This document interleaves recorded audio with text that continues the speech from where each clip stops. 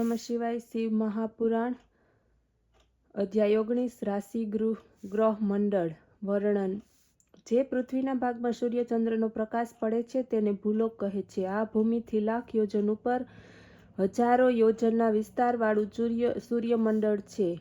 આનાથી લાખ યોજન ઉપર ચંદ્રમંડળ છે. ચંદ્રમંડળથી 10,000 યોજન ઉપર નક્ષત્રો તથા ગ્રહના મંડળ છે. આ મંડળોથી 1,00,000 યોજન ઉપર સપ્ત ઋષિ, એમનાથી 1,00,000 યોજન ઉપર ધ્રુવ મંડળ છે જે પૃથ્વીથી ઊંચું છે.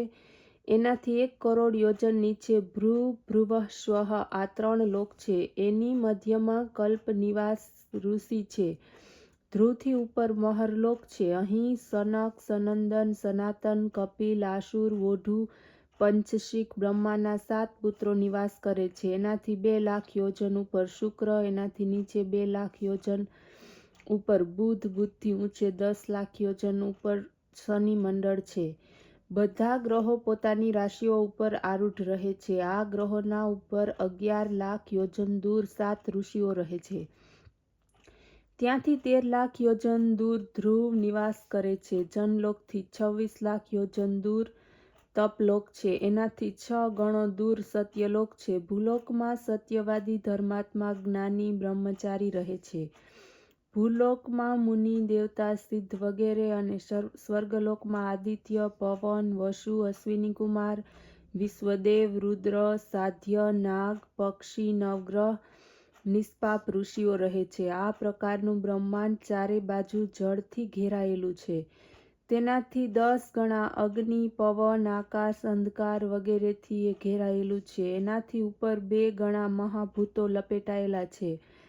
ત્યાર પછી એ બ્રહ્માંડને પ્રધાન તથા મહત્વોથી લપેટાયેલને પરમ પુરુષ વિદ્યમાન છે. પરબ્રહ્મના ગુણ, સંખ્યા, નામ વગેરે પરિમાણથી રહિત છે. એ જ પરબ્રહ્મ પરમાત્મા છે. તલમાં તેલ, દૂધમાં ઘીની જેમ બ્રહ્માંડની મધ્યમાં તે વ્યાપક છે. એ આદિ બીજ રૂપ છે. અહીંથી જ અન્ય અંડજ પેદા થાય છે. આ અંડજમાંથી જ પુત્ર તેમજ અન્ય વસ્તુઓના બીજ ઉત્પન્ન થાય છે.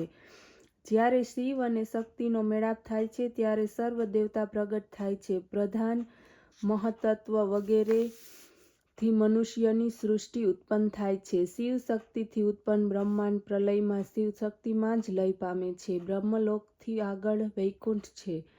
એ પછી અત્યંત અદ્ભુત કૌમાર લોક છે. એમાં શિવપુત્ર ભગવાન સ્કંદ રહે છે. એ પછી ઉમાલોક છે. એમાં બ્રહ્મા વિષ્ણુને પ્રગટ કરનારી આદ્ય શક્તિ જગદંબાનો નિવાસ છે. એનાથી આગળ અક્ષય શિવલોક છે. જેમાં 3 દેવતાઓને જન્મ આપનાર પરબ્રહ્મ પરમાત્મા ભગવાન શંકર રહે છે.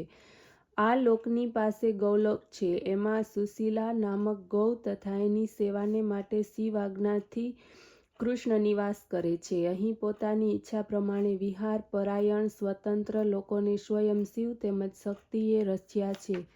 ઓમ નમઃ શિવાય.